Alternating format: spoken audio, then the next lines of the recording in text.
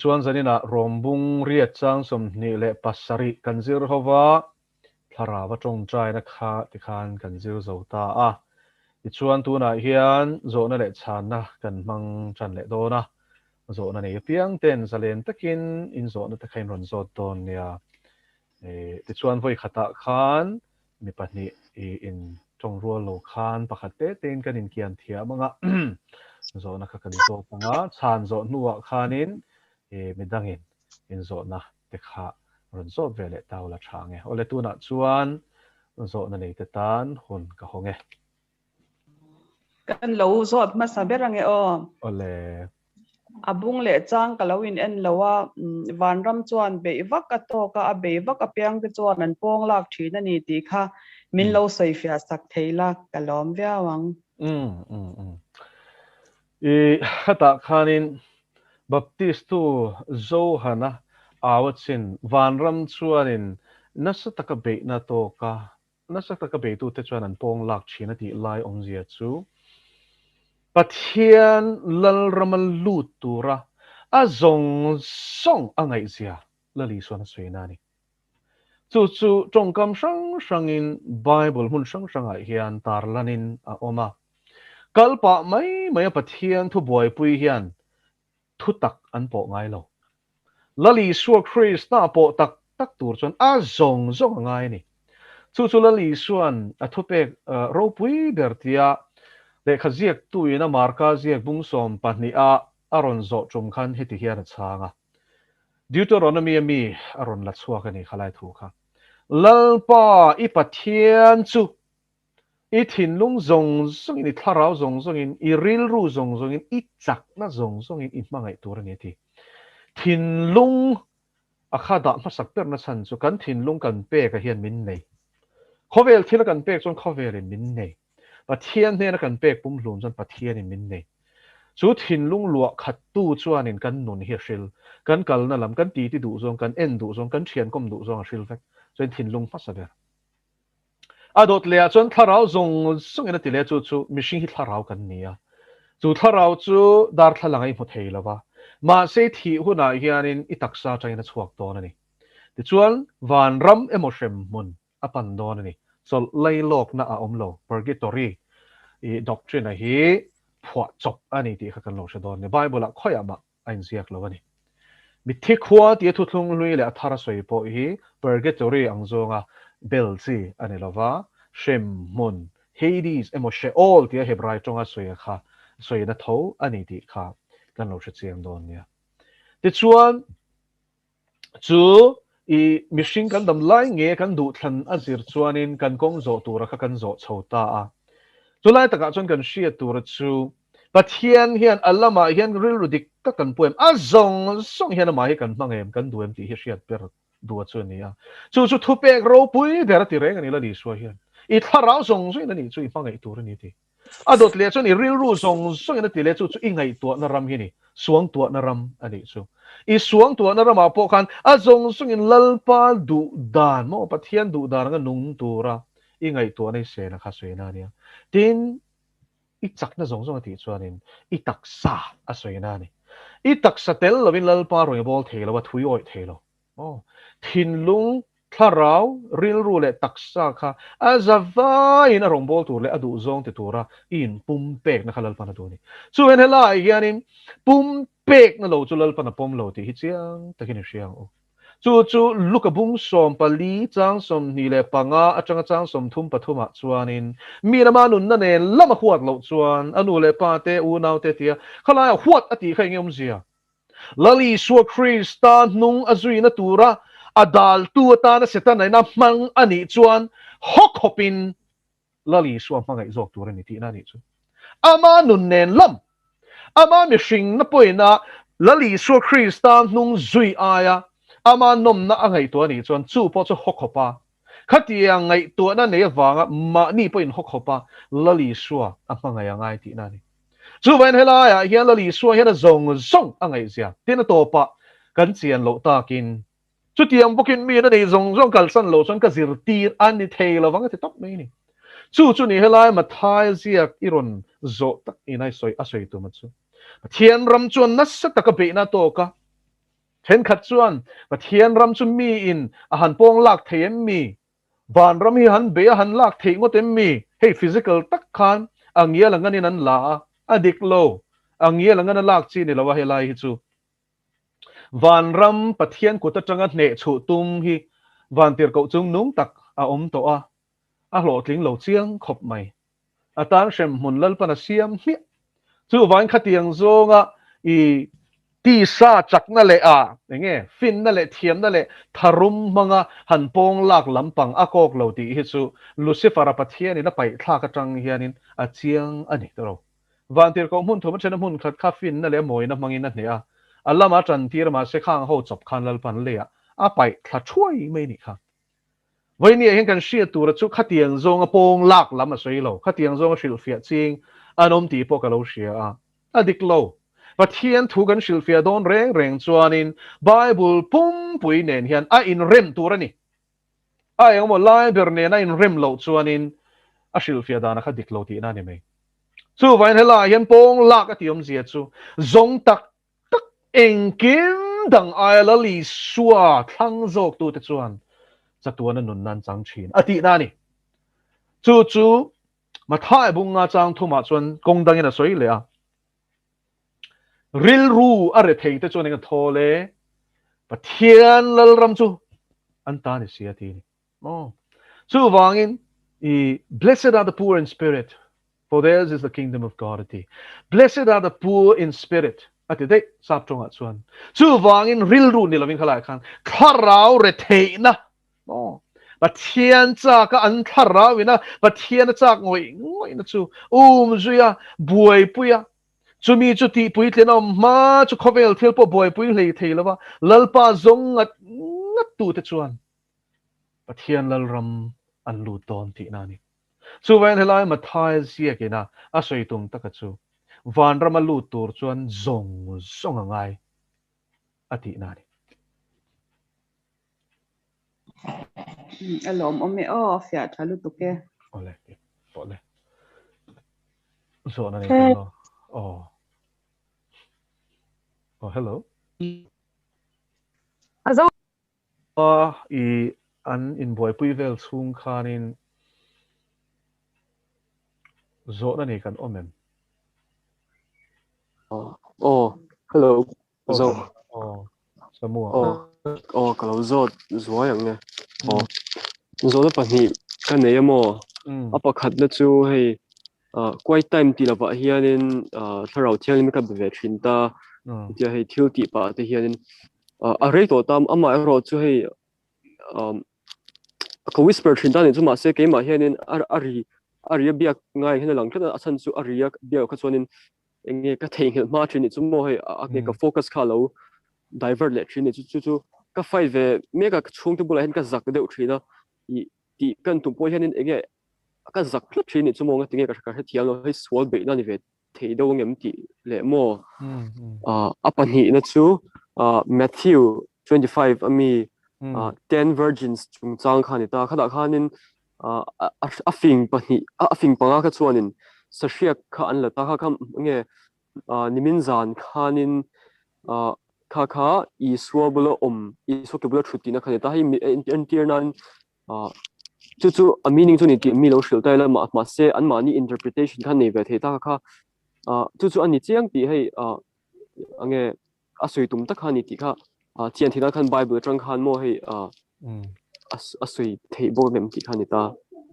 ani chu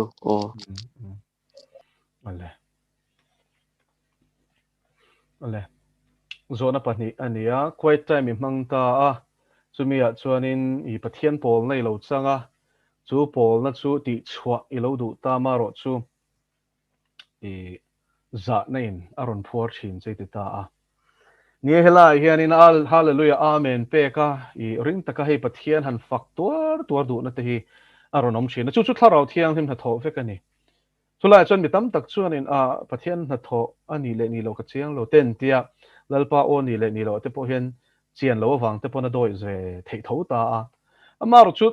I Pathian ina hemi chung chang fia taka min chan na ka sherang chenga tharau thiang hlim lo chuan la li suwa hi choi moi turin min ti don lo shim ka soi non leng setan na hian lal iswa kan pathian nung faktur hian ke ma ni thok ngai lo da la tum char char zo chu wain kha za na ron pe tu le ani theido ne mi ron ti tu po khama thawani ti kha sia tur ania chu ta tak chun a be dan tha ber chu lal pan ti ro ati ti mai kha ne dan ol sam ber ani tin he za na ina min phuar na hi i eden huana bo chiat na chang khan ani chu eden huana chuanin evi na bo chema sa pasal ne na theira elo tur a pe an e ve a chung chu mi ra thu oi lo na le pathian la ka chena kan om na thi na ra lang chiang em masaber chu saruak an ni ti anin sheta khani ama pon saruak an ni an boi pui vak lo an zak lo ti i genesis bung ni chang to per khalo en ro ta khan chiang takin hen sia chu wangin chu inga tinge min zia sak kan ti chuanin sualan tluk manun le sualan tluk nun khai khin tur min du wangani khai khin na min pe thlap bai bula hian sualan tluk ma kha chuan saruakin an oma koran na chuang lo ma selen pathian ro pui na thuam ani wanga an ni wang khanin an sak lo re ma selen sualan tluk nuai ro chuan saruak an ni na khanin sheta ti chuanin na thel ten en khu vel ta ni kha chu za na chuan tun thleng point mishing hi min la ti buai renga chu thutak chawen min chwa zalen the pathian thu kan oi tharau thiang le min ti tur min ti kan ti chi khan za na hin ne inom zel don a tira lam ngai lo bena lam don chuan za na na me lo bin sual na beyang chu ni ma selen thu oi taka paltlang zel na khan thara bin anum kan she thiam mem thara wan nu nom ze hi pathian in ti tur min ti kan ti zel na hi thara wa om chu ni mai varau tum chiam ani lo tharau thiang le min ti tur min ti zel kha thara wa om na chu ni tini zo na pahni po chu mi ne na in kung kai tho chu ni ta a shiek akha enge achan chu hela hianin fing le mol ti kha te khin thu a ka ti khai khin na kharon mangta ma thai bung som hi panga chang khata chang som pathuma khan in mi thiang lim nu na thiang lim som te hi krista mi thiang lim lor tur ron kal huna ko shandin munin ang lo lutuk chini aswe ni a fing le a nom non thlat an thiang lim vek i so thisena silfai lo hi thiang lim atingai lo bible ti chuan khon waran nei vek rong bol na tur khan ma ni phak to gen lal pana pe vek krista a local le don ti pon shia an ringa mo nei tu i so krista muak turin en buat sei vek he chu tiang si fing le an lom thebo om thei thlat a fing te chuan hun tha an in buat sei a te chuan in buat sei na chang an shelo kha khan ta ni chu khoya nge in zia ti zia kan ni ti a kan rin lein nga lo hi chuan tero nia ingai dana nia hi ka ngai dana nia tia a chan the na lai khong ve ta chu vai na zia na lai tak hi a chiarin kan chiar kau ngen luka bung som chang som thum paria ta chang li ni tin an zin pa in kho enga emo aluta tin me che pakhat aming marthi in alo thlenga Zawhna kan chiar chuanin bethani khuani hi chu mi chuan lai zon pakhat aneya lai zon ti kan hriat lo takin u nau nu ti la o a hming chu maria nia chu mi chu lalpa ke bula a thu a o helai takini a fing zia chu a thu angai thla a voinia hian mari chan chang lo covid awanga lockdown po mangchang kai lo hi tamzo kan niangem aniang tero chen khat chuan in nia bible chiarnan chan kan la teng an ti a har khop pen ti chen khat chuan ni khat ba ka ti pe lo an huwa chuan ti khan mut mai te chu vai la yan mari chu finga i so ke bula thua a thu satlia ni lowa om ola tu mani lowa a thu ngai thla lali so thu soi kha a thalel em ani zanina yan zona ka zodu chu lal i suwa ina bik na chi i thalelem lal pa o shit hi ingai hlu tak em ingai hlu ni chon mo khu ni peang kan ngai poi mo zong te tan chon hun kan pe thei lu tuk ka buai kan ti chung hi chon mo kan ngai poi mo tok lo ti na ni mai mishing zia ni chiang ni tero hi chu chuan lam fasha te kan la siam ani chuan kan ngai poi mo tok lo ti na ni kan ngai poi mo tak tan hi chuan e boi tak chung poi hen hun ni kan pe theilu tuk ringot lali suai ngai poi mo tak ani ti lan chua na chu I thin lungin ada lalani ti lan na chu mo atan hun isiam nge hun I pe nga ke bulai thuanga a thu I thalhelanga chu ta chuan a lom lal pan a biak don se Marthi ro chu rong bol ngutin a buai hle a hei Christian tam jok nula a te din mun ani buai hle a buai em chu ti ngai kha chu ti ngai manin thiam chop ui koi tem poka nei man lo Isu ke ai Bible sia ni thangot ma se ka buai lu tu chuan lam siam reng Christian a kha an ne na lo kalalal pa ka leizon nu ke ma chau rong bol tura mi kha kham hi poi itilovem miก็ป่วยเตะลู่เล่นก็อินเดียโลเตะลู่เนี่ยก็เลยส่วนนู้เฮติชูไม่ฮิปโปอิตินังเออาเบย์เฟอร์โลไม่อารมณ์เตะนี่ชูมีปุยตูรินติโรใครเตะโอ้อันนี้ติโรคริสเตียนตั้มตั้งมาร์ทีป่วยก็ป่วยรองกับโบเลติก็ละอีสวตันเบรหุนเป็นมันเมียโลข้าขบายบุญเห็นฟิงก็ติเมียโลเนี่ยtin lalpan marthi thil tam tak ingai tuai buai ni hi adik zarina hian chu tiang nun nei ni chuan lali suan zil hawa che thil tam tak ingai tua I buai reng ani lom ni lalpa ta na huni man lo wang khan mo I buai thin tiro I nun rama chaw thin tiro ka ro cham tur ka nei lo I ti thin tiro I su ke bula thureng aro thailo lalpa chu fakiram ro se lalpa ne na in pol reng vel pan ti chak chi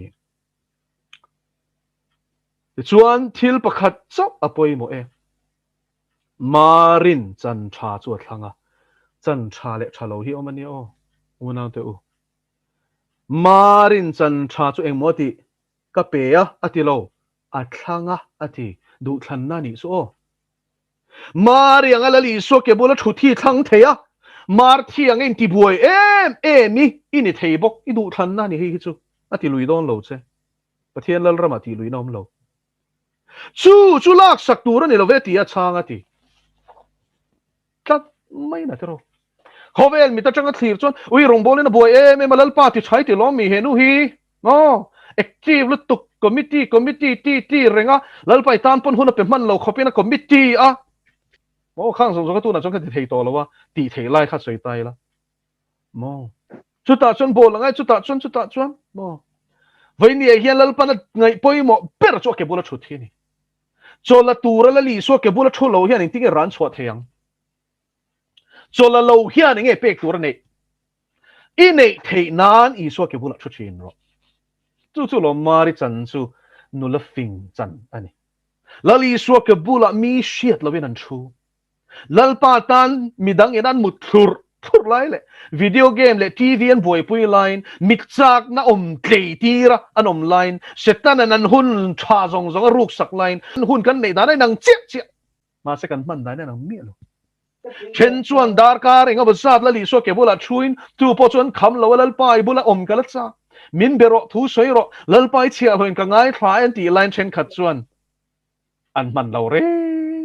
ui ka boy tu we na koi tempo kan ni man lo chu ni chuan heng zong zung ni le fing le a ti kham hang si lo wa I ani thei do nem mi in lo ti takin ma thai bung sari chang som ali ya chuan chu ai fia chuan ti hian ron soi le ta ni tu po ati la li suan heng ka thu pek te sia a no enge chun thu pek chu marin chan tha athang chu sak tur ani lo pathianin nulafing omzia min shil chu mi na sia a zoma ni chuan mi fing lungpui chunga in satu nen te hin tur ani te tachak ti khana chiang em mi fing lungpui chunga in satu nen te hin turin tu mo chu a thupek te sia zom ataka nun pui thu oi hi poi mo ber pathian thu ina min shil shiat chian em a zom pe suan si lo chumo nula ang khan di don tho chu wang in la li so ke bola thut poi mo zia cả trong thut chua khi cần thà rau cho ni thì xia ta vàng chú cho là tu ra cái bữa là chú tu ra tại mà hun lâu chung po hun in xiêm chop gì ngày buổi bữa nu bữa ni chuan di zing dar liat thâu mấy rồi lali suatan hun ipek thế nan hun in xiêm rồi yêu hun man nan chui xia chú mi ni thế na tu ra tan chuan in engkim kha xiêm rem rồi chú xin Pathian chỉ bài book nun chu ama kan pol thế na tu ra tan na hun in xiêm chang hin hallelujah el pa chu fakiram ro se chu ni thu ka pek te xia a imo zo ma piang chu mi fing lung pui chunga in sa tu ne te hin tur ni chu mi in chu khi pui ro pui mo tui phone ni ro nam sok sok ni ma se rang chim lo emo lung pui chunga rem kat ani wangin helai van pui mo em ni ti na thu oi keu khan lung pui chunga in sa mek tu na hia ni ma se rang ni ti na in kha da zel khan chiều đục xuống à inasa thu cho xe tuk à xe lâu lâu mà sẽ zoom pe lâu tu po hẹn cả thu pe cái xe zoom pe lâu chu zoom lâu chu mi à chiều với vụt xuống in sa tu nên để hin tu này chu min chu à ngày chiếc lúng bụi xuống in ron nek tu chiếc khăn ron nek cái này đâu khi bụi ruột bụi mo tùy phone này ron nằm sốc sốc chu in chu sopa à sop chu na sa takani à sima sop chu na sa takani à vậy thảo em thế đâu lung pui chung in sak khat chu a chim lo reng ain nga na lung pui Christian ya wang ni lali suwa reng nun chu mo a kebula thut tam hi ni hallelujah chu vai lal pa hi inuna hi ngai poi mo pero abula mo ama len dun pui hi a poi mo per chu nun chu inei chuanin thlipui engam poi ron noi chema sela itlu lawang ka una kan tluk le chin na chan chu mo i suwa kebula kan thut pe lo wang hi ni kan in ti boy lu tuk hi ni chu wangin tu na po hena ni na taka chuanin i internet ka boy mo chumi chu ti ngai ti na la boy thei tho ma se lo fing tong se o mari chan hi lo chang la chuan i so ke bola chula a thu soi ngai thla la hun local tur tan lal pana bot seng che chakna peng che fin na peng che thlamon nei na thuwa mang che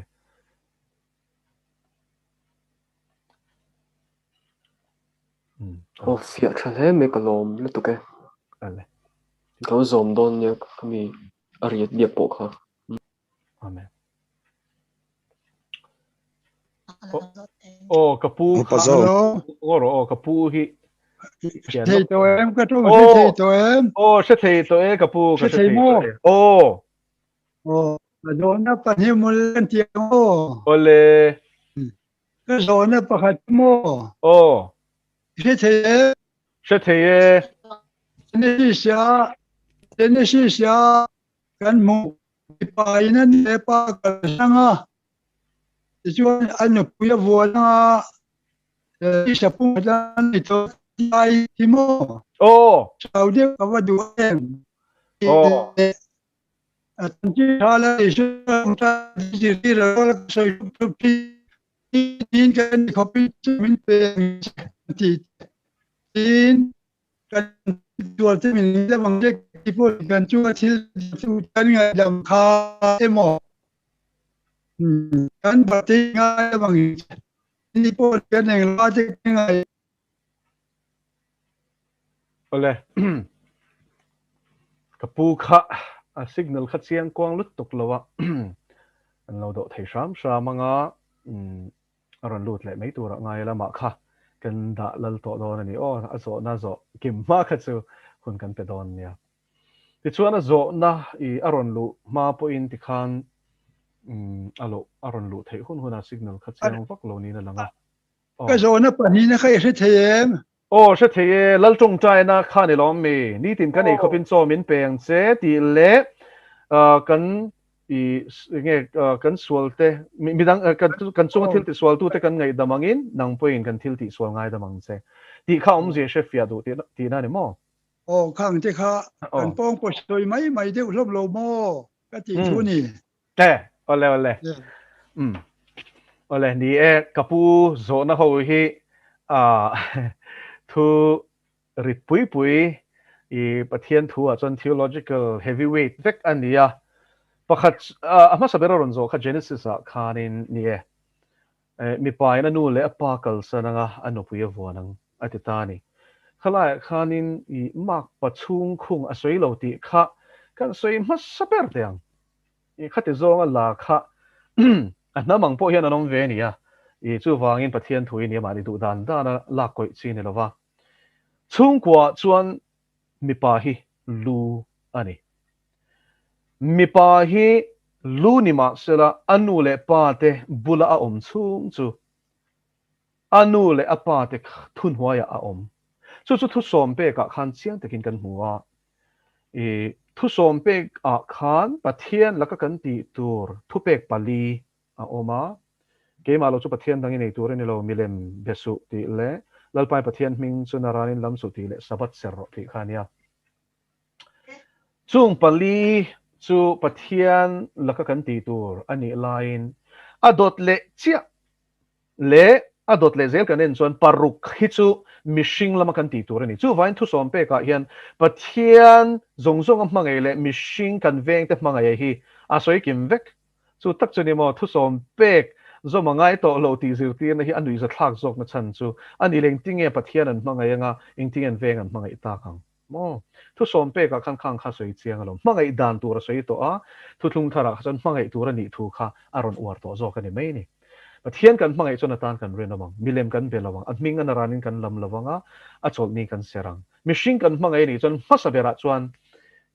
inu le ipa choi moi ro sap chunga chon honor amangani helai choi moi ti hian ka afak chiam chiama fak te hluak renga kha akok lo ni ti khalo she phot tai la a chan chu helai choi moi ti om zia chu FSC bung ruka khan tirko polan chung ko om dan turin real ball dan tur ko shan te nena lekha thona khanin fia takin ron ziak ta no pang ti ulal pa chon in nu le pa te thu zom ro u chu thu pek tiam ni masaber ni inu le pa choi mo ro atitani ti chuan tan thang le hian dam rei pokang no pang thei chuan kan vong vek ang chu kha chang kha te ro ti chuan hela hian kan soi du chu nu le pa thazar noya mi pa a om chung chu nu le pa te thu nei na noya a om ani anu le pa a choi moi tur ani ma se chung kwa adin don chuan anu le pa kal sanang tia khanin in dan angai ti na ani theya ma se ni kher lovani khalai khan a soyom zia zok chu kal sanang tiom zia chu kha thu nei na hnuaya nu le pa te thu nei na hnuaya a oma kha a chua kanga ama in chung kwa adin to anga chu chung kwa a chuan chu mi pa chu lu bera ni tong ti na ni hei hi poimo lutuk chung ko tam tak boy na ni an fa te na chung kwan din to nu le pa engkim an chung ko om dan rel sak tum an oma wang hian hei hi pathian thuk kala ni ti hi chiang takin zanina ka soidu in fa te kha in bula an omani po in chung ko adin to a nupui anei to a fa te nei to ni chuan in thu nei na hnuai mo in du he ta no pang anga engkima in en kol shin a ni to lovin patling ani to a chung ko adin to a ti chuan amma in chung ko dinanga nang ni na chung ko in din ang che khana din thar ve to ani he lai pathian thu om je hi kan man fu hi van ngai en tero chu ta chuan amma in an chung ko in rail ball da na kha chu a rail to tur ani chung ko pa ber lu ani nangin ti chuan krista lu an em ti lai kha chu kan discussion ani lo vain khalai kha chu chumdanga ka soi fia to tho wangin soi ngai lo kan da deuh hlekanga mi pa kha chung kwa adin thar to ni chu ti chuan anu pui vuanang tiom zia chu chung ko din turin ma ala to thu a thung to pe che pakhat ne pathian ina azom ne khalai kha poimo lo to christian chung ko kan soi mek ti chuan chu mei chia pathian ina pek nen chuan ewi adamata na pathian ina siama peng khan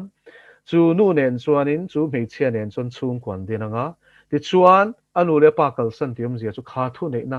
nu le pa te thu nei na hnuai tang khan om to lovin amma in chung kwa adin ve to don ani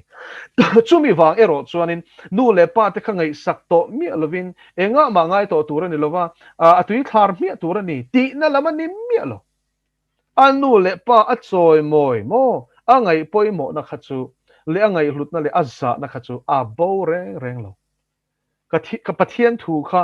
i abo fel turani chuan lo chu la li suan i zuta ho po khanim pathian thu kalin mishing thu ro che khan lo in zir tira chanchin thamar ka zia ka chuan chu thu ro che mishing tradition siam cho pathian thu om mi lo mai pon lovin pathian thu kal zo ka chu aramai tong chuan korban antini chu korban om zia chu anin zir ti dana chuan farisai ho te khanin tho lom hi temple chu ti zat in ron thla ka ni chuan in nu le pa te choi moi ti khanin an tar nu en kol ti te kha a en a ko fek kan mangai tur ani mo tar in da te pathian thu mi lo sa pho chuan khu an da chan to ko mo ti chuanin i khatiang ni lova an nu le pa te mangai en ko la kha mo an ti nge tur ani chu la li suan hemi chung chang soi fia na hena ron soi fia em ta a i nupui nei to po ni ro sek anu le pa kha angai poi mo in a en kolin mangai takin en kol tur ani ti chuan chu ta chuanin korban an ti chu ta chuan tho lom chu ti za chu temple la in ron thla ka ni chuan in nu le pa te chom tura i mo phur na in nei thu som pe ka paruk na kha in zo mangai to lo ti na lo zir ti thina ni chu la li suan a khak nge ni kha enga tinge mishing thoro chia pathian thu bo che tur zonga mo pathian thu i ngai poi mo lo turin mishing thoro chen zir tir tin a khak ani kha chu wangin nupui ane wang khan ngai sak to mi lo tur lam ni lovin chung ko rel bol na chuanin pa ber chan a chang to a anu le pa ten chu thu nei na manga an lo en kol chi nang che chuan amma in chung kwa din to china chuanin a en kol to turani ti na ni anin dang the ni chuan du thu samani ma selangin khalai kha chuanin chung ko tin din hunai nang lova e amaro chu indan thei chuan chung kwa din thar to chuan kha kha chu thil tha chuani amaro chu khalai khan nge tiang zongin a soi thei chuang lova amaro chu khalai soi tum tak ero kha chu ni e teni zona pani na khan lu chhota ela zona pani na chu mathai bung ruk ami khania na zir ti te ning tia chung chai tur nge min zir ti vero baptist tu zo hana chuan zir ti te e chung chai dan tur zir ti sian tia chuan li so khan on nge na ni chu tian ngen na chuan li suan a zir ti te kha chung chai dan tur kha a zir ti ve ta ni chu e kan pa van mi mo i ming zong ro se ram lo thleng ro se du zong van an ting le min ti ro se ni tin kan ei khopin so min peng che enge ni tin kan ei khopin so min peng che he ti sa cho hi mi soi ani ber lo tro la li su chuan in chang per panga le sang ha pan hi chom chum te le e chu tianga chang ti punga sang ha ti punga chom chum khanin an ron zui dul kha a mu ni tro chan sin chan zo han sia kha khan ti hian sia ka ni cho dang ral u min phe su ti na azil haw ni kha enge cho dang ral chu ka aluta dai le na chuak le hi cho dang ral chu ni cha tuan nun dai pathian thu tak voi pui tur khana ron ani kha enge chu Genesis bungri chang thu ma chuanin mishing cho dik tak chu pathian ka atanga thutin chuak ani ti himin shil mishing hi chang chawena nung lowanga pathian ka atanga thutin chuakena nung zo kang ti chuan Genesis bung kha chang khata tanga thu puan bung som ni pani chang to ber thleng hi I cho le ka tharau cho chu ni mishing nun na bul pui chu tunlai chana chuan ti sa cho hi kan boi pui a tui theam ber moi ei to ringot boi pui channel ta pom hi ma se kha chu virna min roi de sual tho ni ma se langin pathian thu tak chuan kan tharawa choma kong tin reng in chu so tani min pathian thu taka a tharau ni tina chom chuan zonam hasa nen pen kung kai na cheno mani lali so ke bula thuta zom at takalak lu zel chuan pathian thu tak hian I tharau ma mo zong apai vek tharau lam vitamin minerals carbohydrates fats engkim I tharau ena ama mo song i tharau chau ne lo i ril ru sel nan ril ru sel ril ru dik i put the nan te taksa sel the nan ten e tur chale chalo thlengin a soi vek Bible hian a hol kim lutuk ini na pum pui o tharau ril ru le taksa sel na dam chat na khang kong khamin ko mu vek ani chu wangin chu Pathian Thu chu ani helai la li suan ni tin ka nei khop cho min peng che tia chong chai tur kan pa ne na chong chai dan min zil ti chu ma a soyom zia chu chumi na e to chuanin e le in kha boi pui ngai don lo Pathian chi mi cho khon ka mu ngai lo ti khalal davidan so Pathian chi mi te hian eng ma kan tla cham don lo a dot le lu tai la i kan chu thil ti sual tu te kan ngai da mangin mo kan ngai da mangin nang point kan thil ti sual te ngai da mang che ti lai ta ke hi chu tle ma soi fia ngai a Pathian in fa pai so Krista kan khovel zong sual zong song a phur ti ra chu korin thon ni bung nga chang som ni pakhata chon heti hian in zia ka sual reng shelo chu ke ma ni awangin suala siamen omati ama chon Pathian fel na kan lo ni the nan sual reng shelo chu suala Pathian in siamati suala siam tiom zia chu sual reng shelo ma se sual kan sual zong song kha abur bun awa in la li so kha abun a chunga khanin a belani chu sual man bat chu ni cross up pe lo pa chu fakin ro se ti chuan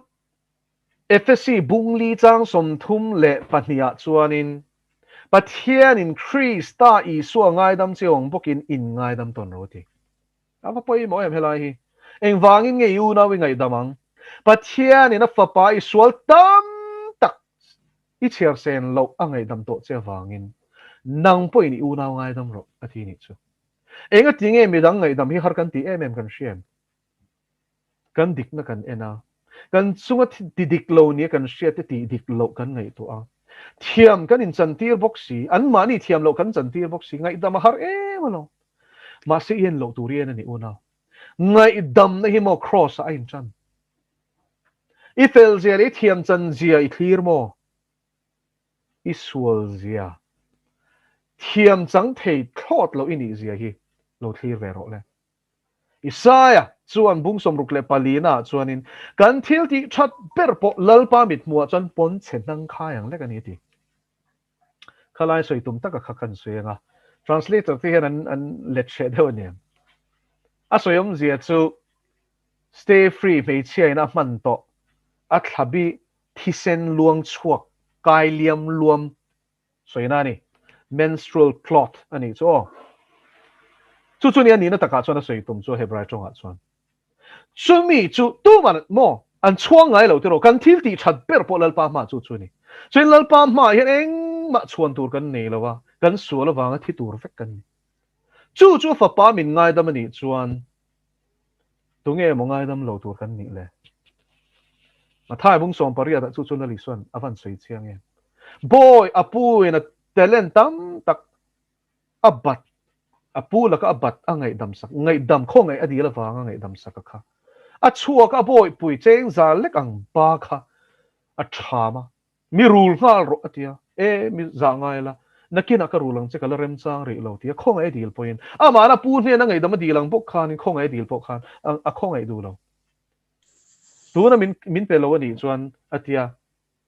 chuanin tan ina va khung ta ni khado a boy pui ten sualan ti lo tu ka pu ne nan va hek ta pu chuan tu mo sual kha kan he na run shwai ro ti ta chuan chu boy sual chu pu ning ti kan shem im isual I batam tak iru sen lo tur kha ngai dam sak chen lom ni I chien tlem te bat khai ngai dam thelo mo he pa hian abat zong zong a pek tlak ma chu ta ni na khung ro varo ti ni voin ni hian Pathian ni nge top a soi mathai bung som pariat khamite khin thu soi to pa chuanin chutiam bokin in thin lung taka inin ngai dam lo chuan ka pa wa na mi na ngai dam lo chu ti ko na te po na ka ngai dam ti na lam ni lo I thin lung takin ngai dam em I ngai dam ni chon moi soi to lo ila soi ni chon ila ngai dam lo chu min ngai dam masaka wanga kan u nau kan mi hring pui te kan poi soi tu te kan ngai dam hi lal pan min zir tira chu vai lal tong trai na chu nge tong trai na chu pathian ne na kan in lan na ni pui thiam hun thiang lim bera pathian mai lan chinang che khani chu en pathian ma hian pathian in khati zo zai min ngai tam to awanga u nau rem lo ngai dam lo nei chunga a ma tong trai va kun hi lal pan a phal lo ti na ni chu awaril em tero chu vain pathian ne na mo fian real hun man don hianin ngai dam lo in em in zotro tong trai bor bor ngo chi ni lo lal pa min ngai dam to angin ke pon ka ngai dam to chu en ka ngai dam angin ke po min ngai dam ang cheo ti na ni helai tong trai na hi min ngai dam na sak e ma vain ke pon ka chunga ti sual khamo ka ngai dam to sin lal pa ke pon ka lo ti sual ani chuan min ngai dam vero o ti na ni e lal pan thomal som ba se uzo la zo them o zo the tuna topic thawa khania chú chưa làm ô cái o ngoro ka pu khan i zo na khati khan kan sang ta ilung o em có khát chứ rồi từ cái này mà lệ midang pon an zot du se ka pu i kian the nge ô kiền thế zot chú nia cái khách xuân nó rèn nè ô đi đây ra rồi đâu alle cái lâu ngay chắc cái đấy mm cái khát gì nó đọc cho mô không hề Sẽ nào mẹ hay coi lại nghe. có thế nào vui đơn chân cái phòng cho phiền azot sungam them o sia ma khan zo the ta kapu zo na nen bo khana in kung kai viau thawa mathaya bung ru ka hemi le tong trai na kan ti mai hi isona ji ti te pe khi teaching ji sang sang a hianin hei hi isona a blueprint min pe kania recite word for word recite tura min pe kan lo ti hi a nola chu chu tong trai dan tu min ji tin na ko hen chuan hemi a to pa hen isua mingin ti kha fa pa ming khani na to pa hen kan tel si lo lai kha khami kha mino soi fia sak the chuan lal tong trai na tho ani moi zo chu le tong trai na hen word by word recite kher tura ni lo tiang zo zir ti na tak hi chu ka lo la shengai lo wa amaro chu ni ala li so mingin ti kha anoi kha nom chuang lo wa amaro chu khalai tong trai na kha chon soi lo ma sela chanchin tha zo hana zia ka chuanin eng po ka mingai di la piang chu mo ka pai na ti sakang chu ti kha chiang takin la li so na soi ni chu wain la li so Krista minga kan dil hi a chan chu pathian ni tu ma hian direct in kan han dor ngo thelo chi hi kan sia tangai fa pakal tlang zel in ani tur ni ke hi kong le thutak le nun na khani tu po ke ma kal lo chu ti khatro so kan tong trai na po hian lal i su kal tlang lo han direct pop i thei hi kanom lo chu chu chiang ila lali su hi pathian ne na kanin kar palai om chun ani timothea le khathon en sia kang khan okay it's one word by word a chan tur kher ani lo ti lai hi chuanin lali suan he na khan zirti te khan hetiang hian tong trai thin ro u atia tong trai tur zirti na word by word cham lo kha pathian thu oi lo zirti na ni pathian thu oi lo zirti na ni entertain pokan entertain tur ni lo khatiang zirti na khachu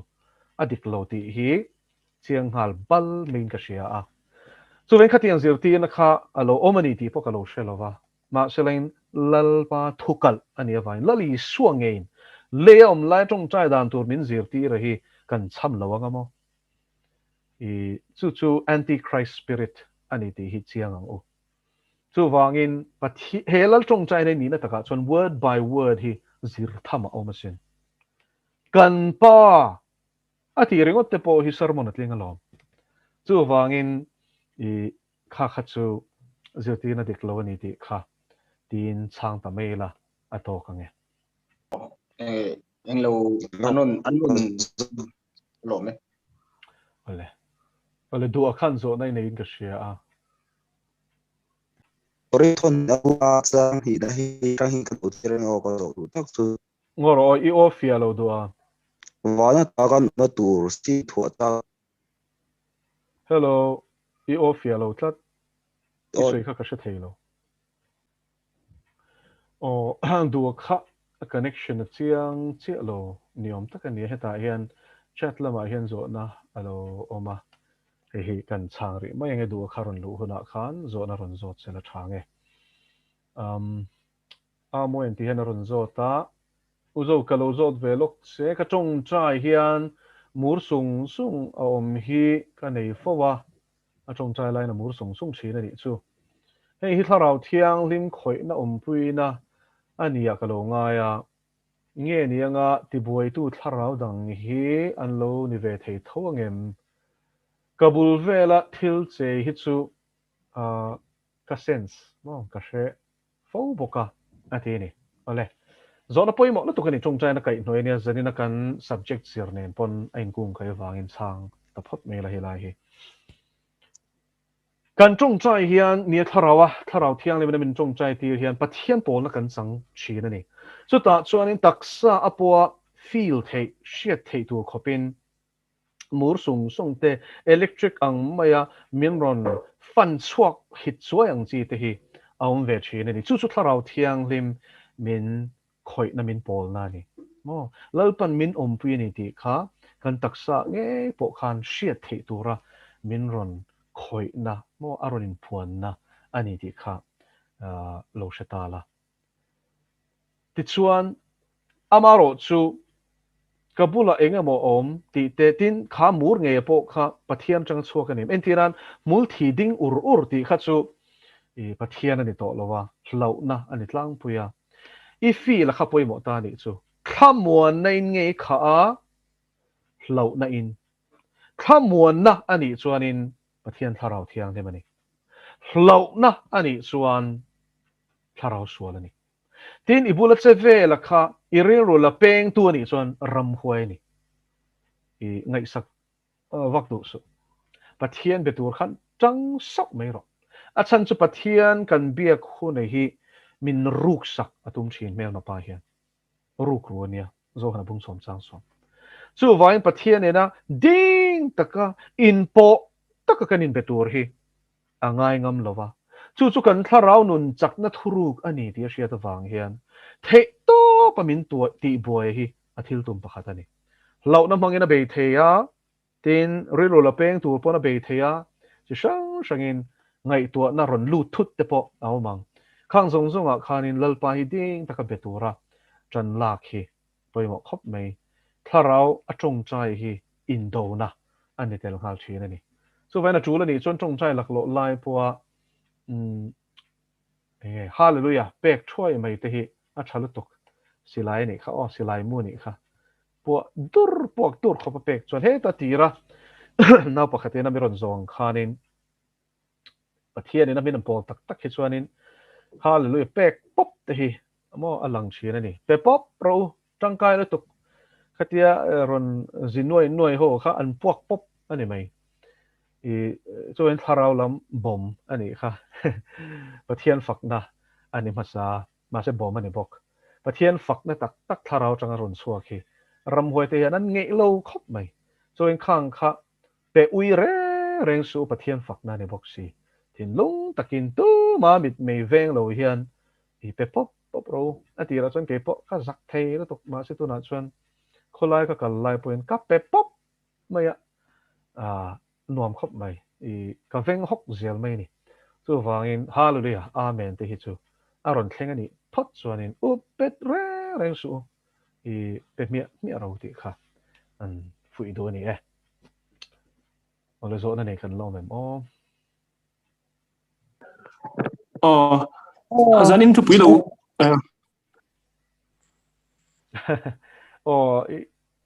o ka do ke na I kian mo re pui khan ale no te han zot avalom ve kalome min kiana I methiwa zo na nia zak dewa kan zo sakanga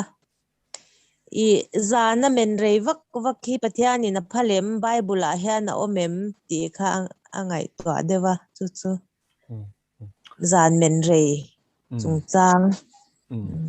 ole poimo khop mai zan hi mut hun ta na lal pan min pe kania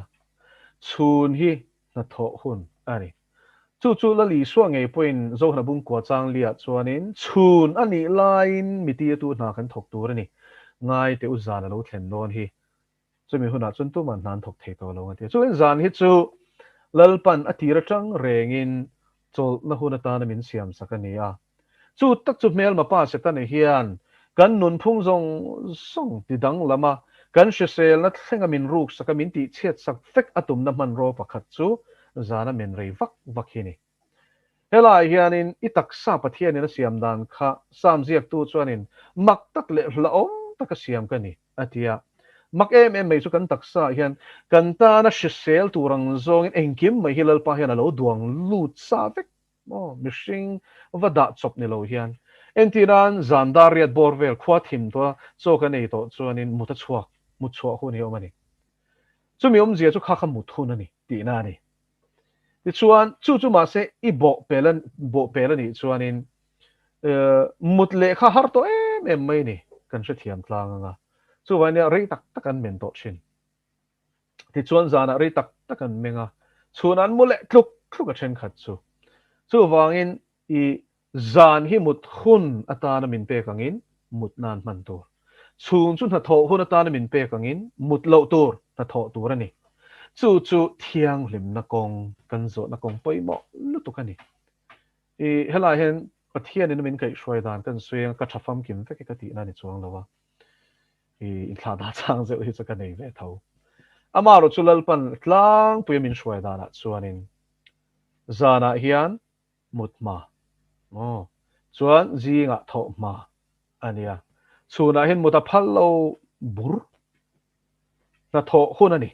muthunani lo ti hian min shil chin ani chu wangin pathian ina hun ruat ang thlap hun kan man chuan nun avonga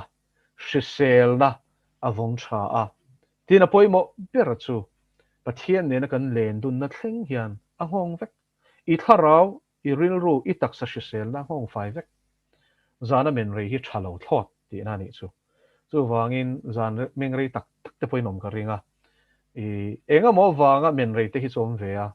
amaro chu mi ni lova nun phunga nei ve shim mi chak na wang te tin kan men chana kha a that lo phei chuanin sim hlo tur ani men rei ti tu kha e ti kha kan soitel zeu du bok ani chu e enge alung o em Chhanna khan lung oye kan lo me ole rem pu khan zo nei zo do ma se hi du hianin ka connection a thasi lawa chat lama hian ka ron type me nge ti ron zo ta hi kan chang le lok nge ron zo ma sa zo kan i wangin ole du hianin zo na ron zo chu korin thon ni na bunga chang ni atanga chang li ami sin thua ati tak hi enge om zia niang kan dam lai hian sin thua hi kan nei thei do nem ni aron tia sin thua ti ringo tak khachula fia lo wangin a bible chang tar la na hi kan chiar ange korin khwami te hena tir ko pole le khathon pan ni na bunga chang ni atanga chang li ani vana ta kan na tur sin thua chak min hemi ina hian kan room tak meu si china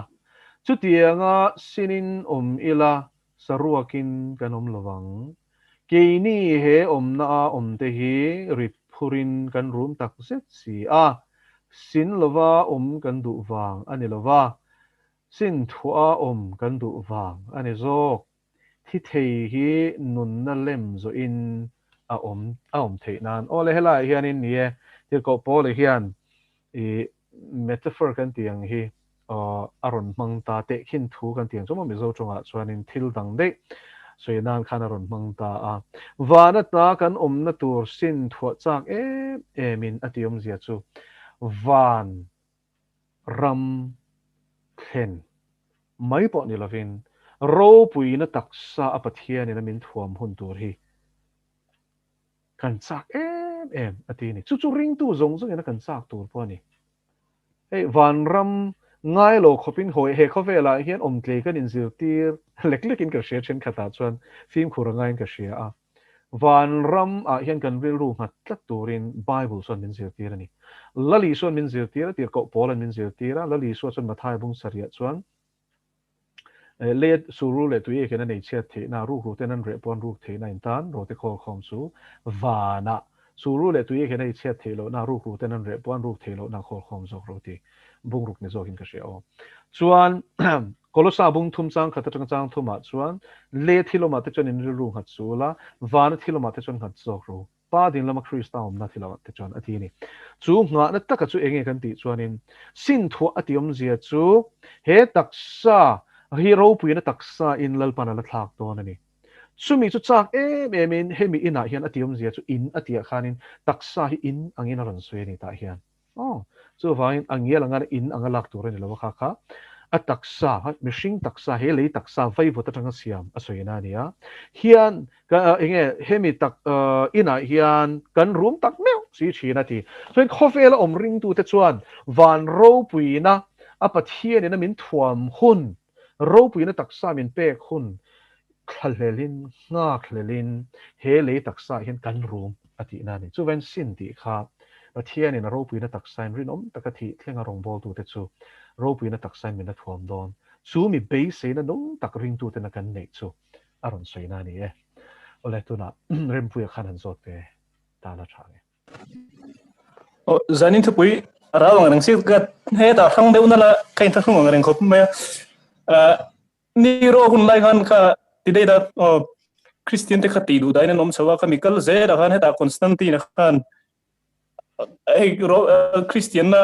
ina rom culture ei na sar tur kha kami ka amuranga kami bil khan Christian ka Roma aka ilu ta ti du da na ata ha chan chua ka chumi Roman Catholic adin nin ka khia ka lo khia dan chon amai ro chu ma jani sharma na khan AD parukna itin ka khia Muslim ho din tu anga khan ko Catholic khai itile dei to boxi kha ka se thiam lo de wa dai khan he ta khan lo om to ami ti chu chu ka ron zot ve lam nia Catholic ocean hi abul achu Constantine kha ania tin Constantine kha ni nie Edict of Milan chu AD zathum le som panga ning ka shia ka swal shet mei the ma se atam lawanga swal de ni pon AD som zathum som panga khanin Edict of Milan pa sa chu tolerance for Christians anita romlal huam chunga Christian zong te ti du da na romlal inni ro changa romlal shang noya an lo ti du da na china kha ti to pa kha thu kha pasta ni chu Christian na chan chuak anga alan rual khanin milem biak na ni pathian bia ania chu thi ni thangin asim lawani ti kha a history ama chan chen kan zir chen chuanin kan hmuwa chu vain chu ni pathian biak na thil tam tak chu aron la lut ta ani nie Catholic ocean hianin Islam po hi anma ni political agenda ti lo tling turin an din ani ti hi chu awm ve ni achan chu anupui Muhammad anupui kha Catholic monastery nan ni lai ania chu antira political agenda ni ta anni ho kha Arabic ho kha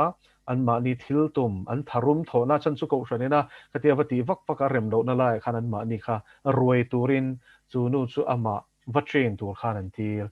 tia hi chu awm ve ni chu Catholic monk nge na aron puan chua ania Catholic ko shanina nasataka atrena evangelical ko shante lu chila ti chevek tura atir training a pe ka kha ania chumi nge chuanin chu thuruk an archives Vatican library atanga athil chiale mo chu aron tar langani ama chu Spanish ania chu wangin I khami akhachu chu source chang chuan in ka sui ni ti kha zanina hin karon tar lang dua so in AD palina khan die Constantine kha chuan din nge ya AD paruk na khanin Islam apiang ni ti chu kan shia ma selangin atam zo ka chen tinan people of the mosque ti Islam chung chang ronin Islam ronin her chwa dan sui na chuanin Catholic connection kha chuan sei don lo shim shiman shelo shim shima hi chu enge archives mi tu mo big mo access ni tak tak tan lo chuan khang kha an zu chiar thelo ani mi pui mi mir tan hianin Vatican and library le an archive section tam tak hi accessible lo an hong lo mi pui tan hian an hong lo shim shim ti hi kan lo shadon nia an ma ni mi le sa zinga nge po hianin enge ni na sang tak le khatiang ni tan lo kha chuanin azu po mai mai thelo ti kha kan shadon nia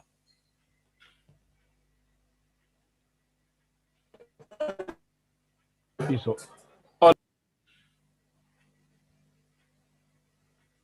Izo, na tak ka changem chang thawa base lo edi palina edi parukna iti ter muslim kha din ani kha Constantine hun ka he ta edi he ta akal le fe nu khan ni de khan ka khriya kha kha ka buina de tak chu Constantine khan nung Constantine nung lo ve edi palina chu entiran BC chu heti zongin enge 1 2 3 4 BC ni ta wana kha ke ma ni lam hun na ni chu chuanin za ni za thum ni chuanin hlatel tel thu thlung lui hun lam kal ta chuan iso pian atang khan AD chuan chut ta zali kha chu he tu na kan hun atang kan en chuanin a masa jok chuan zaruk kha chu anu nu jok ke ma ni hun nai jok khalai te khai lo boy ni mo khalai chu ka the thowa ka ti so ka chu mo edi parukna Muslim din ni chuan he ta kha edi somli chovel te khan Constantine kha edi tho ni chu khan di kha ka the dau si ka lo fes wal jok nge ka ti de edi palina lang chu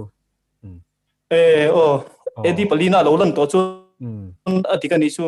dike tin